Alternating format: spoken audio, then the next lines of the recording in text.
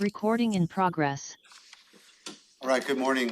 Welcome to the Thurston County Board of County Commissioners Agenda Setting Work Session for Tuesday, March 10th, 2026. It's 9:03 a.m. My name is Ty Menser, Chair of the Board. To my left, Vice Chair Commissioner Wayne Fournier, Commissioner Emily Klaus, Commissioner Rachel Grant, and Carolina Mejia on Zoom. We have County Manager Leonard Hernandez, Clerk of the Board Amy Davis. This meeting is live streamed to the Thurston County YouTube channel, and written public comment may be received up to 2 hours in advance of the meeting and distributed to the board. Action may be taken at this meeting. We have first up a review of next Tuesday's business agenda, March 17, 2026. Madam Clerk, you had, before we jump into that, you had a couple ads on that. Yeah, maybe just I'll outline a few updates. Two items will be added to the consent agenda. One is from Central Services for the Mottman Generator Project, and one is from Emergency Management, and you received an e-brief on that on Friday. And so we can cover those two items at the end of the consent items. Okay. And then you said there's a removal? One removal for consent item 3. Okay, we can maybe just touch base on that when we get there. Okay, so we'll call the meeting to order 2 p.m. We'll have pledge of allegiance led by Commissioner Fournier, land acknowledgement, approval of agenda.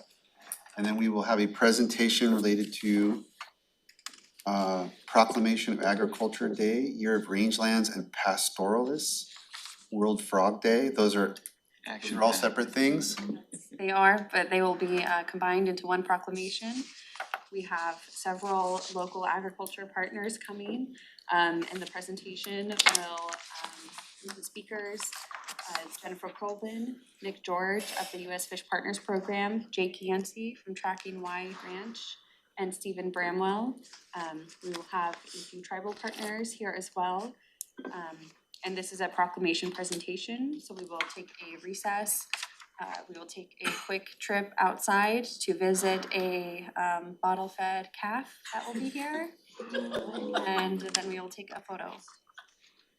Wow. There will also be a frog. We're stepping it up in 2026. Trying to one up the mini horse. That's going to be interesting. There is no running up at all. Commissioner Mejia. No, Sebastian. I'm just saying Ellen is stepping up her game. I don't know how she's gonna be able to top that. Maybe a wallaby. Okay, well, and then you said tribal partners? Yes, we've invited them to come and attend as well. Okay. All right, interesting. Any questions on that? Okay, public comment on agenda items, county manager update. Nothing to report at this time. Okay, consent item 1 is Accessible Community Advisory Committee Letter of Assurance. We have Emmett from the auditor's office here to provide a quick update. Thank you for joining us. So the VAC, the Old Voter Accessibility Advisory Committee, we changed it into an ACAC in 2021.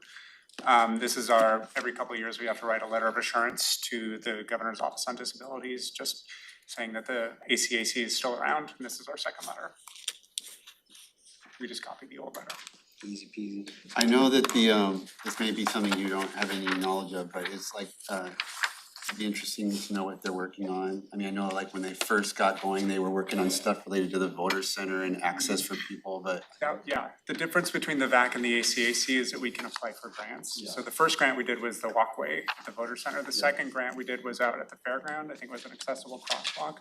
We didn't apply for a grant this year, but every year that the ACAC has to approve our voting access plan.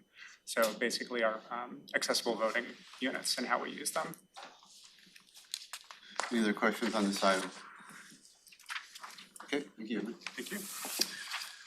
Item 2, memorandum of understanding for the 2026 FIFA World Cup Olympia Lacey fan zone. Thank you so much, Chair. We will actually a presentation, is it next week? Yes. Yeah. Next week we'll receive an update from the Chamber of Commerce. David Schaffer and Jeannie will be attending. But this is an memorandum of understanding with our partners, cities of Olympia, Lacey, and the Port of Olympia. That outlines the planning approach and our financial contribution. Yeah, are there any questions? Questions? There was I mean, we're getting periodic, I don't know what the period is, but we're getting periodic like updates from the planning group, and there was a pretty recent one. Yes. And I was reading that and seeing that we knew there was a commitment to the one June 19th, but it looks like we're close to being able to activate for 3 more that come in succession the following weekend, so that would be exciting if that is able to pull together. Yep, and they'll be here next week to kind of give you a more detailed report out about it and an idea on where they're at with some of the fundraising, which is some of the trigger for activating additional events. My apologies, March 25th. Oh, 2 weeks, sorry. Okay, March 25th. Thank you. Perfect. Any other questions on item 2? All right, item 3 is gonna be a scratch. Did anybody wanna give us a? Yeah, item 3 will be removed, and Ashley's here just to provide a quick note on that. Yeah, good morning, Commissioners. Sorry, Removed. what's that? Yeah, it'll be removed. So the next 3 items are in regards to the funding that we are receiving through the community project funding for the new building, new pole barn at the fairgrounds. We had originally planned on going out for outside consultant support for that project, and then we realized that we could actually keep that those services in-house. So rather than go out and look for consultants, we are gonna be working with our own amazing central services team. And so I think this is just a really great example about trying to keep as many of those funds within the county and finding new ways to partner with our fellow departments. So that's why it's being removed. It's a good news story. And so we're working on scoping and timeline with our central services department. And then when we do things like that, those grant funds are then able to be used to pay those employees' Yep. wages while they're working on those things? Yep, so we have gotten confirmation that we can use grant funds from the Washington State Department of Agriculture grants. So there's 2 grants going into this project. And the one that has already been approved and the contracts have been signed, we have written confirmation that we can use those funds to support our central services staff working on it. Excellent work. So items 3, 4, and 5? Yep, so items 4 and 5 are in regards to the community project funding. We were fortunate enough to receive the $1.015 million, thanks to everyone who participated in getting that funding. What we have now been told is that we also still have to apply for the funding. So even though the allocation has already been made for the county to receive it, we have to do the official paperwork in the form of a grant to the USDA Rural Development Office. So we've already been in contact with them. So there are 2 resolutions that the board needs to pass. One authorizing us to apply for the funding that's already been allocated. And then the second resolution is authorizing the Fair and Event Center manager to serve as our authorized representative in terms of managing and overseeing that grant. On number 4, like, since the RFQQ was related to architectural services, then the grant money like will fund other kind of services. I mean, cause we don't have architects on staff, right? It's we will have to go ahead and hire architects. It's the management of all of that, so basically like the construction management. Yeah. We were also gonna be sending that outside to consultants as well. So there still will be a scope of work, but Central Services already has all of those contracts in place, and they have approved architectural and engineering consultancies that meet all the federal requirements. Gotcha, all right. Other questions on 3, 4, or 5? No, all right, good. Can I just highlight, Commissioner Menser, that this is us bringing back money from our NACO trips. Please. Wanted to add that right there. Good plug. The conference that keeps on giving. Thank you, Commissioner Mejia. Good point. All right, thank you. Thank you. Good job, Adam. Item 6 is interlocal agreement for emergency management services.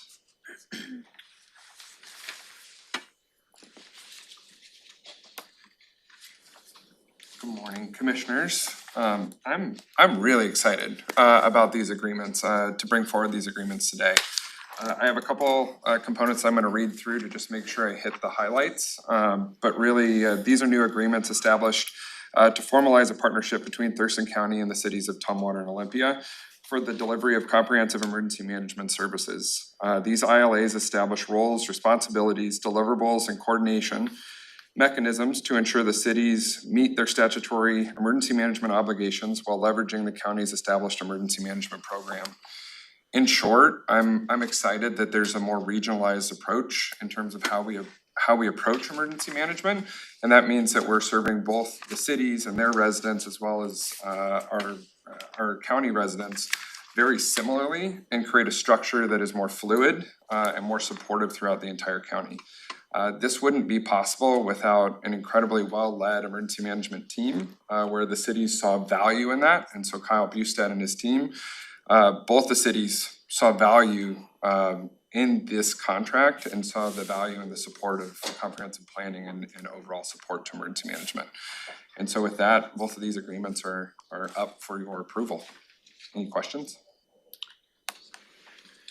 I just wanna praise Ben and his team for putting this together. This is awesome and, you know, exactly how we should be operating. I think the last two things that came up, like this and then the pivot to use central services, is exactly how things should work, right? And you know, too often, like, you'll see like government just kind of get on the easy track.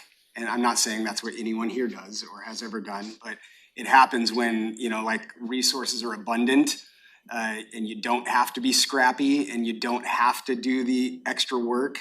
And I'm not saying anyone here would ever do that or that's what happened, but that's just human nature sometimes.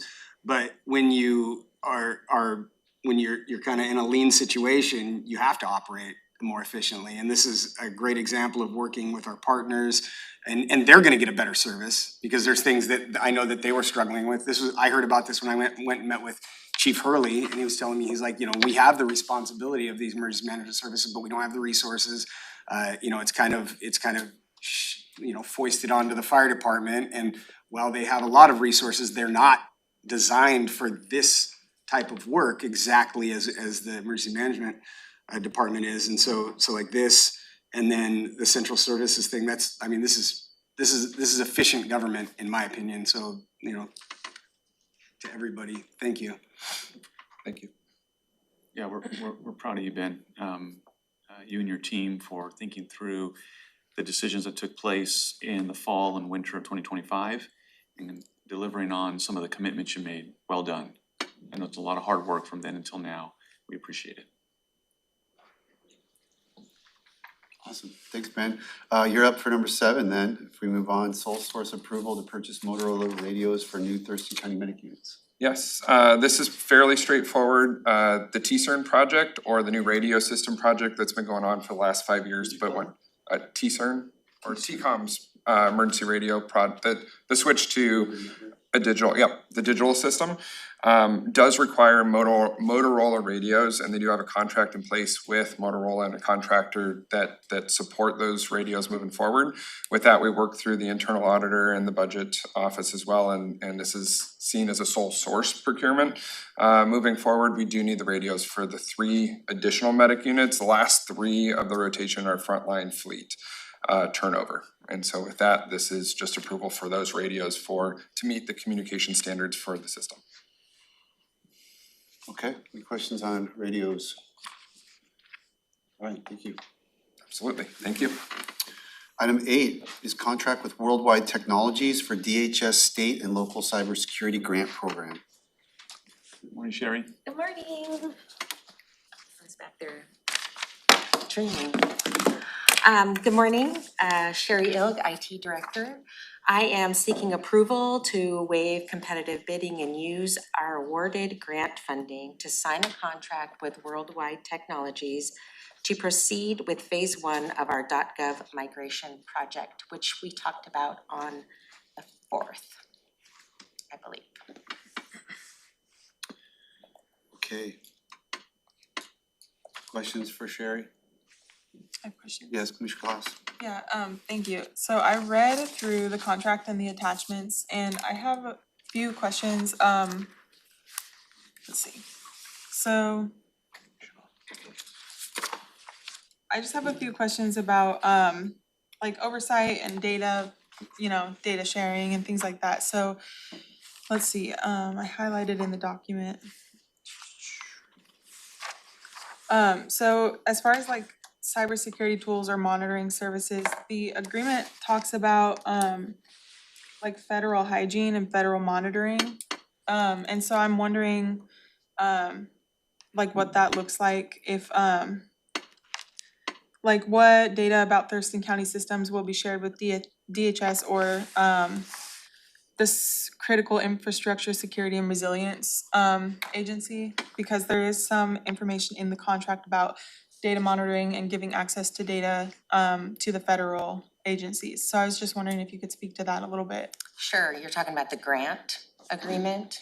Okay, not the contract with Worldwide Technology. Let's see, let me make sure, because I know there were a few attachments to this one. Let's see the award letter. Yeah, I think that this is for the grant agreement. Okay, so we applied for the grant for IT services, not for software or anything that actually includes data. So in this case, there will be no data for them to hygiene. Okay.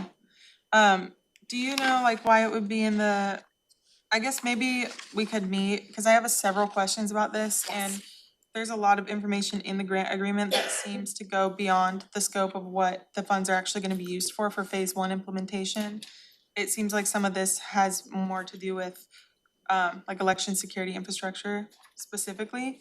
And my understanding is that phase one, this is more of like this project is gonna be a long ongoing project for migration of all of our domains, not just election security domains. So I do have some questions, because this goes really in depth about like election security specifically. And there was another grant program, I don't know the name, but I know the acronym, which is HAVA, HAVA. Okay. And that one seemed to have maybe some grant opportunities. I wish I could remember the agency off the top of my head, but maybe we can kind of talk before next week and I can get some of my questions answered, because I have a lot of questions about this one. Absolutely. Okay. Happy Yeah, to. we'll work to set that up. Okay, perfect. That would be awesome. And could we also move this one to department items?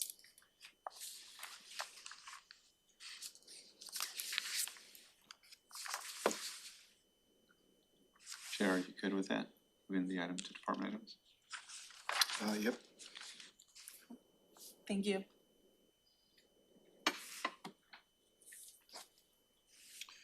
Okay, thank you. Thank you. Next up is item 9, resolution for Thurston County 2025 Hazardous Waste Management Plan. Good morning. Jen Freiheit, Director of Public Health and Social Services. And yes, this is a request for the board to move to approve the resolution adopting the 2025 Thurston County Hazardous Waste Management Plan. This has been a long road that began by Public Health and the Solid Waste Advisory Committee in 2024. Our plan was last updated in 2014, so a long time in the making. Just to review, the Hazardous Waste Management Plan provides a framework for the management of community-generated hazardous waste, including identification of disposal facilities, waste reduction and recycling goals, and proper hazardous material handling, and the funding mechanism for the jurisdiction's overall management systems. And all counties and cities are required to have a hazardous waste management plan, and the cities and towns can either adopt our plan as written or to create their own. Public engagement surveys were conducted around the county to capture input from the public, and the plan was finalized on June 20th, 2025, and presented to the town of Bucota and the cities of Rainier, Lacey, Olympia, Tenino, Tumwater, and Yelm. And all of these cities and towns have opted to adopt the county's plan as well. There's no major updates to the content. Population data, waste handling resources, and outdated regulatory references were updated to the current day status. I'm happy to answer any questions. Any questions on hazardous waste management plan? Okay, thank you. Great, thank you. Next up, also Public Health and Social Services, contract with Homes First for affordable rental housing preservation. Yes, thank you. And this is a request for the board to approve this contract with Homes First for $149,739. In November 2025, Homes First submitted an application to the Regional Housing Council's Affordable Housing Advisory Board Opportunity Fund. And just as a reminder, the Opportunity Fund is what the advisory board set aside some funding to award to projects who are seeking outside of the RHC's annual request for proposals, so things that are emergent in nature. And the proposal is a request for emergency repairs that are needed at several properties, including those that have suffered unexpected disasters such as a fire and storm damage. And additional work outlined in the proposal includes past due repairs at other properties such as a garage door replacement and appliance upgrades. And these are all necessary in order to keep the homes habitable and remain affordable to individuals below the 50% area median income. On December 18th, the THAB discussed the application at the regularly scheduled meeting and voted to recommend it to the RHC. And then on January 28th, the RHC discussed the recommendation at their meeting and unanimously voted to approve the award to Homes First. Is there any questions? Okay, contract related to what we've seen before on this one. Any questions for Jen? No? Thank you. All right, great, thank you. Thank you. Public Works is up next, item 11, ordinance amending Thurston County Code Chapter 2.104, comprehensive property management procedures. Good morning Commissioners, Karen Weiss, Public Works Director. This is a follow-up action from a February 3rd public hearing that was held regarding proposed code amendments for Chapter 2.104 for comprehensive property management procedures that regulate the disposal of public property deemed surplus. There were some comments given at the public hearing, and so to make sure we had adequate time to consider those comments, we recommended not taking action at that public hearing. Subsequently, we've consulted with legal counsel and reviewed the comments and have determined that changes to the proposed code amendments are not needed to address the concerns that were shared. Just as a reminder of the code amendments, 3 sections are being amended. Section 2.104060, which clarifies the advertising requirements for county property that's going to be sold at public auction. That includes both personal property and real property. Section 2.104080, and that allows the county to sell surplus real property at fair market value to an adjoining property owner when the property is unlikely to receive a higher price at public auction. And for transparency, a notice of our intent to negotiate that sale with that adjoining property owner would be published in a newspaper at least once a week for 2 consecutive weeks prior to that sale, prior to those negotiations taking place.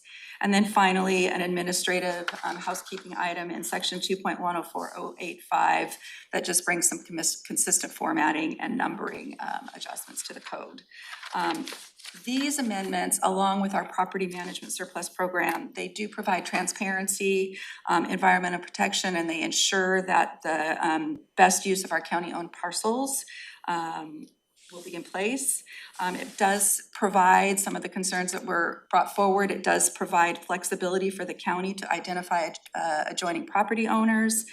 There's opportunity for community input and board evaluation of all the elements such as our future needs, public benefit of the properties, and environmental considerations. That's when the property is brought forward to the board through a regularly scheduled board meeting that we would be asking or evaluating the potential surplus of that property. And it gives you, the board, maximum flexibility and authority in determining what the best pathway is in terms of determining and selling surplus property. And that could include adjoining property owners. It could be directing a public auction, and it could also potentially involve a sale to a community group. So based on all of that, we are requesting that the ordinance as proposed, amending that chapter 2.104 be approved at the meeting next week. Any questions for Director Weiss? Commissioner Klaus? Thank you. I really appreciate the thorough information. I was able to check out the AIS and it's very clear what's going on with this code amendment. I would like to move this to department items because of you know, the nature of it being a code amendment change and yeah, I just appreciate you bringing this forward with all the information we need. That's that, Madam Clerk. All right, next up. That's it for Public Works? Well, till later. Okay. Thank you. All right, next up on the consent agenda is single source professional services contract with Heart Strides Therapeutic Horsemanship. Superior Court item. Good morning. Good morning. Good morning, Commissioners. For those who I have not met, I'm the Juvenile Court Administrator, Nichelle Curtis McQueen, and I'm before you to propose the approval for the contract for sole source funding through the treatment sales tax for Heart Stride Horsemanship Therapeutic programming for our juvenile court. The contract is for requesting for $63,740 to start January 1st through December 31st. The program has not started yet as the weather hasn't been appropriate. And we're hoping to start late March, early April for 4 cohorts up to 15 youth. Questions on Heart Strides? We've had Heart Strides contract for a number of years. Yes, I mean, I think as long as I've been on the board. it's an amazing program and an amazing alternative to treatment. Any questions for Michelle? I just wanna say, good job, this is awesome, I'm really excited about this, and it's nice to see you in the boardroom. Yes, thank you. Thank you for having me. Yeah, nice to meet you, and just don't look like there's any questions, so good to go. Awesome. Thank you. Have a great day. You too. A couple of voucher lists, is there any questions from the board? Okay, Madam Clerk, why don't we circle back to the two ads? Yeah, the two additional consent items are one item for central services that we can start with for the Mottman generator project. Mottman Generator, here comes Central Services team, all right.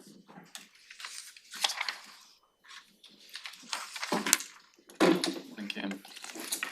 Good morning. Kim Burnett, Director of Central Services, and I also have Tony Shaw, our Capital Project Manager for the ballot processing project. Let me find my notes, I don't know what I did with them.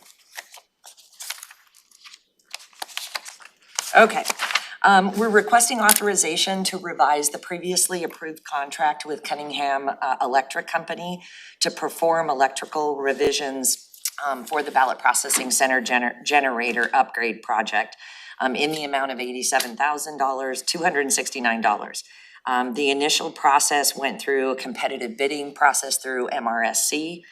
The generator project is phase 4 of the overall ballot processing center project number 25617, which was approved in the 2025-2030 CIP. In the amount of $10 million, the overall project cost, including this revision, will still be well below the original budgeted amount. Cunningham Electric was hired to install the generator at the Mottman facility during the initial examination of the servicing and metering by the electrical engineer, Holtz Engineering. The system presented itself as an 800 amp service. When the service equipment was disassembled by Cunningham, a second set of conductors and meters was discovered. Essentially, Cunningham Electric identified the initial assessment was not accurate and did not meet the current code. The existing second service needs to be removed and the system needs to be modified to bring it into compliance. When complete, the system or the service will be a single 800 amp service and will meet the original design specs as well as the code. We're recommending to retain the existing contractor to perform this revision in order to minimize time and costs, reduce risk, and maintain clear accountability. The single source waiver justification meets the requirements of county policy and was approved by the county internal auditor. And we'd be happy to answer any questions you might have. So I'm trying to understand, let's see, it looks like in the AIS, it says the funding comes from the public safety sales tax. So this is an increase of $87,269 because of the discovery when they started disassembling the portion of the equipment? Correct. Okay. Correct. And the public safety sales tax fund is able to sustain this increase? Correct. Okay. Yes. Got some good drawings for you there, Commissioner Yeah, Klaus. I like the drawings. Oh, Wanna get really nerdy on it. there you go. Alright, I- any other, yeah, I have a question more so for the county manager. Do we have a like a briefing coming up or planned on like a state of the public safety sales tax, just kind of look at where it's at and how it's performing? No, we don't have anything scheduled, but we can. I would love that. Yeah, I think that'd be great to get an update. Thank you. All right, thank you.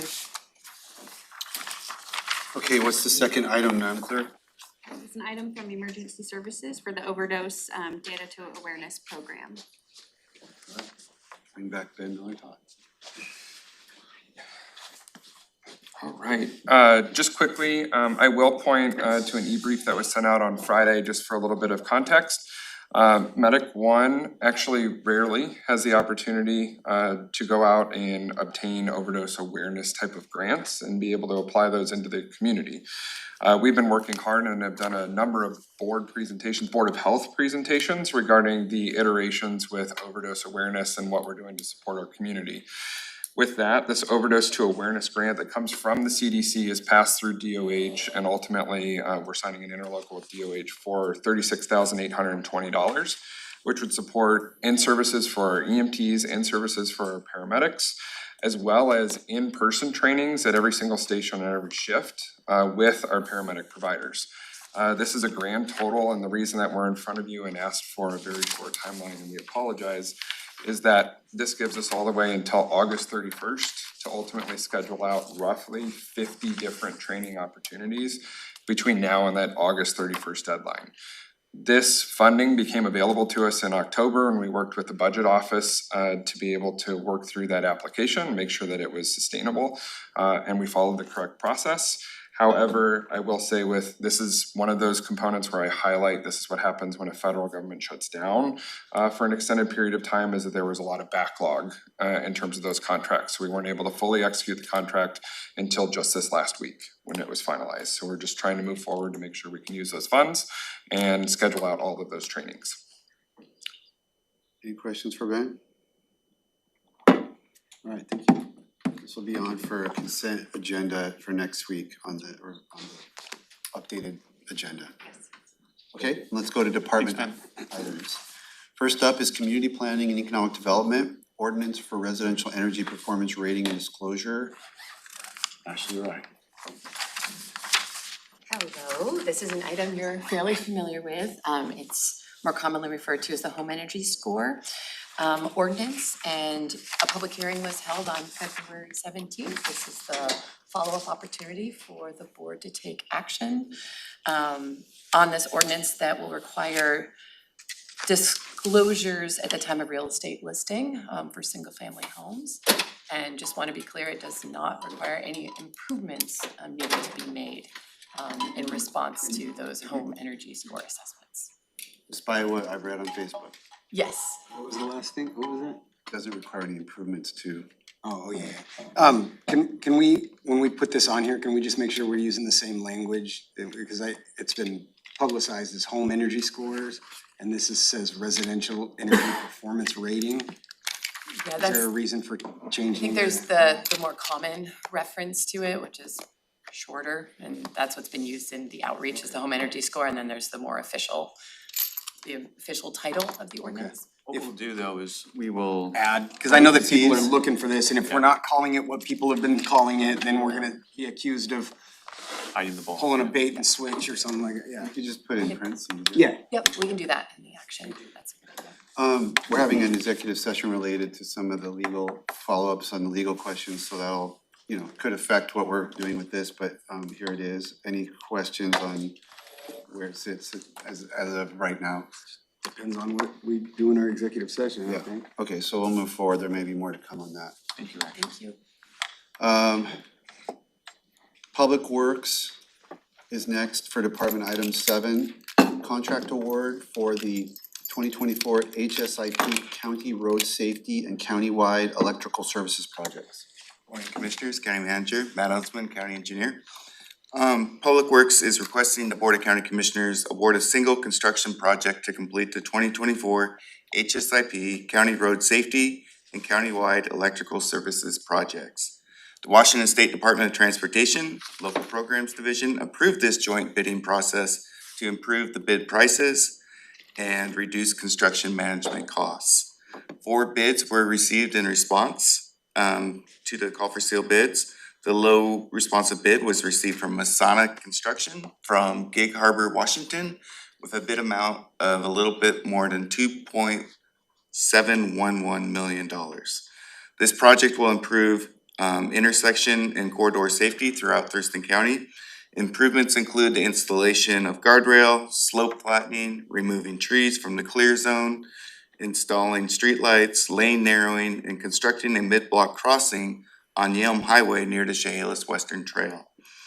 Locations were identified using the county's local road safety plan, which was developed to match specific countermeasures to higher risk road characteristics. The project is 100% funded and will require no local match. Questions for Matt? Thank you. Thank you. Sheriff's Office is up next with an interlocal agreement with the Port of Olympia for the transfer of 2 vessels. This was continued from our last. Yeah, and I can cover a quick update on this. We were able to meet with sheriff staff, undersheriff, and their budget lead. Had a great conversation. They've asked the port for 3 to 5 years back information on the cost for this program and expenses. They're in the process of gathering that.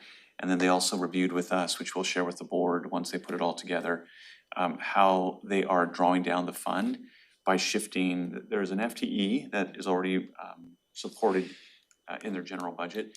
They shift that workload over to this fund for the summer months and charge that account down. So I think once the board sees that, it'll show that the program is sustainable, but we want all that information together. And we'll probably have that by the end of this week. Okay, so we'll have a second review in case there's any questions or concerns next Tuesday morning. Yep. Okay, any questions for today on item? Okay. Public comment on general matters, community reports from commissioners, and then we adjourn. There's no public hearings scheduled. So that brings us to review of the Transportation Benefit District agenda for March 17th, which will happen at 4 p.m. And we have a president of the Transportation Benefit District to whom I will pass the baton. Yeah, that one always, it's president and Chair and vice chair, I think. What is it? Oh, no, it's president, vice president, Yeah, sorry. president, vice president, yeah, it's different. Okay, so at 4 p.m., we'll be calling the meeting to order. There'll be the approval of the agenda for March 17th, and then the approval of the meeting minutes for last year, March 18th, 2025. Hopefully everyone remembers what. If not, the meeting minutes are attached. Okay, we will be going through, there'll be an opportunity for the public to address the board, and we'll be going through department items. The first one is to ratify the assignment of Thurston County Transportation Benefit District officers for 2026. Anything you want to cover on that, Karen? Nope, I think that's pretty self-explanatory, I think. Who's the vice president? Commissioner Klaus. So based on the assignments that we did, there would be no changes to that. Item 3B will be the 2025 Thurston County Transportation Benefit District Annual Report.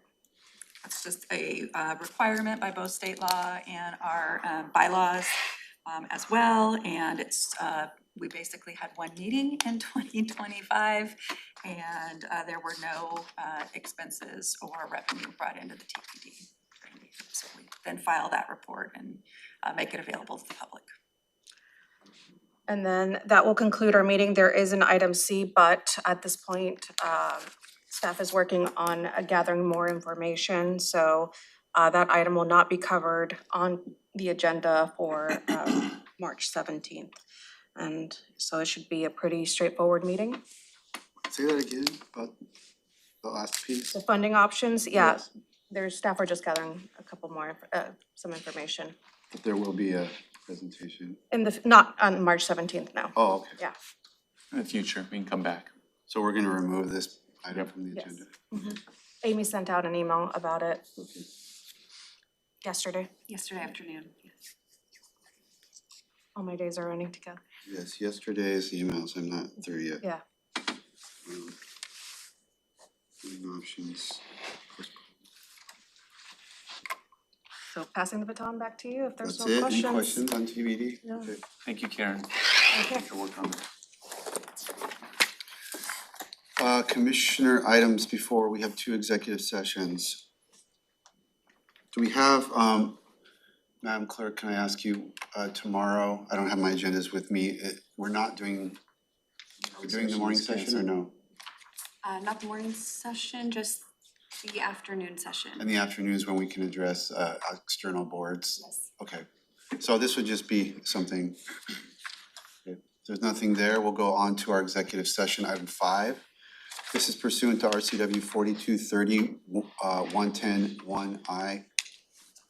To discuss with legal counsel representing the agency matters relating to agency enforcement actions, or to discuss with legal counsel representing the agency litigation or potential litigation to which the agency, governing body, or a member acting in an official capacity is or is likely to become a party when public knowledge regarding the discussion is likely to result in an adverse legal or financial consequence to the agency. PCSGA, which I think refers to an active litigation. 20 minutes is the topic. 20 minutes is projected. Does that sound right, County Manager? Yes.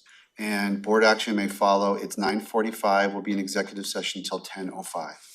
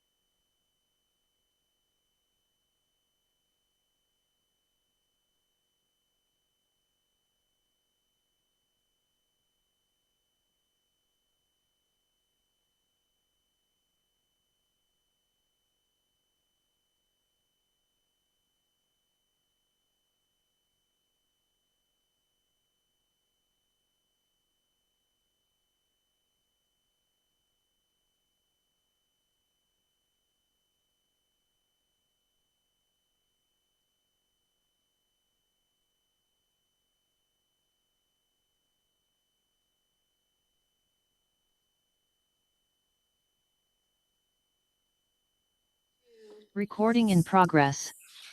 It's not gooey. Okay, it's 10:45 and we are back from a short recess to pick up with item 6 on the morning's work session agenda, which is in another executive session on a completely different topic pursuant to RCW 4230-110I to discuss with legal counsel representing the agency matters relating to agency enforcement actions or to discuss with legal counsel representing the agency litigation or potential litigation to which the agency, governing body, or a member acting in official capacity is or is likely to become a party when public knowledge regarding the discussion is likely to result in an adverse legal or financial consequence to the agency. Home energy score ordinance, 20 minutes is our initial estimate. Board action may follow. It's 10:46, will be an executive session till 11:04. And then